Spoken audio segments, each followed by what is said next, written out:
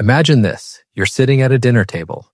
The food is simple, the table is old, and your grandmother is telling you the same story she's told 100 times about how your grandfather worked 14-hour days in a factory just to keep the lights on, about how your parents sacrificed holidays, skipped vacations, wore the same clothes for years just so you could go to a decent school. And somewhere in the middle of that story, a thought crosses your mind. What if I'm the one who changes all of this? Not just for myself, but for every generation that comes after me. That thought, that single, quiet thought, is one of the most powerful forces in wealth psychology. And today, we're going to talk about what it actually takes to be the first in your family to build real, lasting, generational wealth. Because here's the thing nobody tells you. Being the first isn't just about money. It's about breaking something invisible that's been running your family's financial life for decades, maybe centuries. Let's talk about what that actually means. Every family has a money story. It's not written down anywhere. You won't find it in a book, but it lives in the things your parents said at the dinner table, in how they reacted when a bill arrived, in whether money was something that was talked about openly or something that was always whispered about with fear and stress. Psychologists call this a money script. It's the set of beliefs about money that you absorbed growing up, before you even knew what money really was. And here's the scary part. Most people never question their money script. They just live it. They work, they earn, they spend exactly the way their parents did and their parents before them. If your family believed that money is always scarce, you will unconsciously make decisions that keep money scarce. If your family believed that rich people are greedy or dishonest, you will unconsciously self-sabotage every time you get close to building real wealth. This isn't weakness. This is just how human psychology works. We become what we're surrounded by. We repeat what feels familiar, even when familiar means broke. So the first thing you have to understand is this. Becoming the first billionaire in your family's history doesn't start with a business idea or an investment strategy. It starts with rewriting the script. Now let's talk about the trap, because most people who grow up without money and then start earning well fall into a very predictable pattern. And it looks like success on the outside, but it's actually the opposite. They get a good job. They start earning more than anyone in their family ever did. And then, almost immediately, they start spending more than anyone in their family ever did. New phone, new car, better apartment, nicer clothes. Suddenly they're supporting relatives, paying for cousins' weddings, funding family emergencies, and every rupee that comes in goes right back out. This is called lifestyle inflation, and it's the number one killer of first-generation wealth. Here's a simple way to think about it. Imagine your income is a river. Water's always flowing in. But if the riverbed has no walls, if there's nowhere for the water to collect, it just flows through and disappears into the ground. Building wealth means building walls. It means deciding deliberately that not every rupee you earn is available to spend. But the deeper issue isn't just the spending, it's the pressure.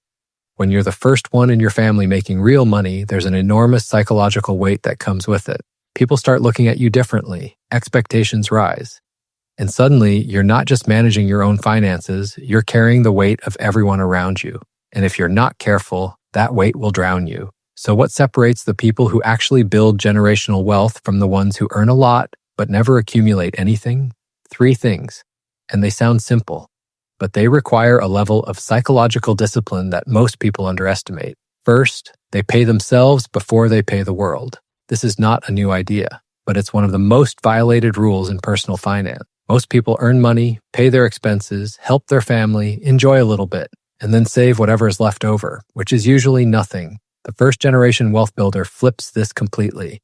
They decide up front what percentage of every rupee they earn goes into building assets, before rent, before groceries, before family obligations, before anything. That number could be 10%, it could be 30%. The exact percentage matters less than the habit itself. Because what you're really building is a muscle, the muscle of treating your future self as the most important expense on your list. Second, they stop trading time for money as fast as possible. Here's the brutal truth about a salary. No matter how big it gets, it has a ceiling, because it is always tied to the hours you work. And you only have 24 hours in a day. The first billionaire in a family's history understands early that wealth is not built by working harder. It's built by making money work harder. That means investments, assets, things that grow while you sleep. This is why the stock market, mutual funds, real estate, and businesses exist. Not for rich people.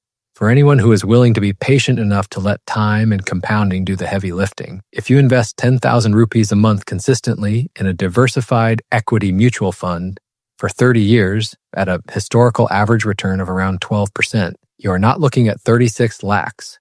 You are looking at something close to 3.5 crore rupees. That's the magic of compounding. That's money making money making money. But compounding only works if you start. And most people never start because they think they need to have a lot of money first. They don't.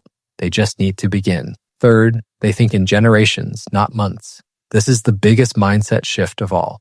Most people think about money in terms of this month's salary, maybe this year's bonus.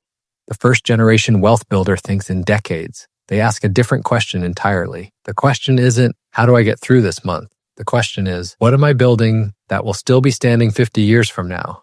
Here's something that doesn't get talked about enough. The reason most families never build wealth isn't because they didn't earn enough. It's because no one in the family ever made the decision to be the last generation that struggled. Wealth doesn't happen by accident.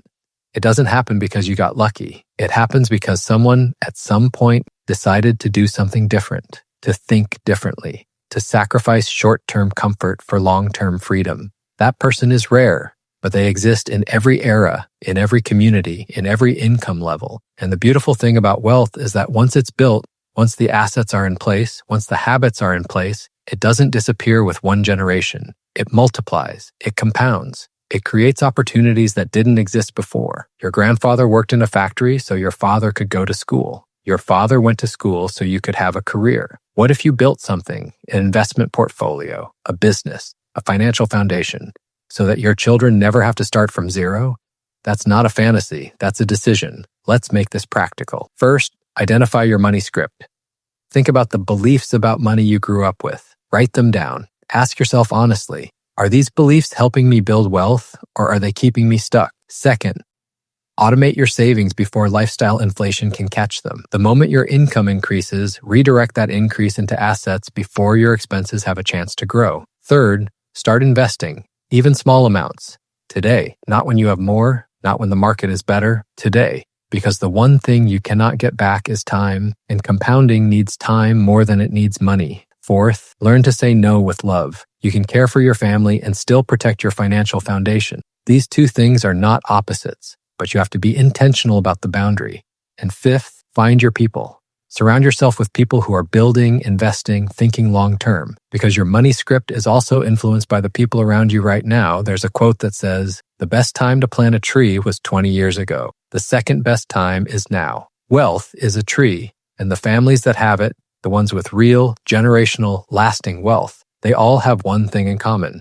Somewhere in their history, someone planted a seed. Maybe that person is you. Maybe you're watching this video in a small apartment, worried about EMAs, unsure if this whole wealth building thing is even possible for someone like you. It is, but only if you decide right now that you are the one who changes the story. Not someday, not when conditions are perfect. Now, because the first billionaire in every family's history started exactly where you are. They just refused to stay there.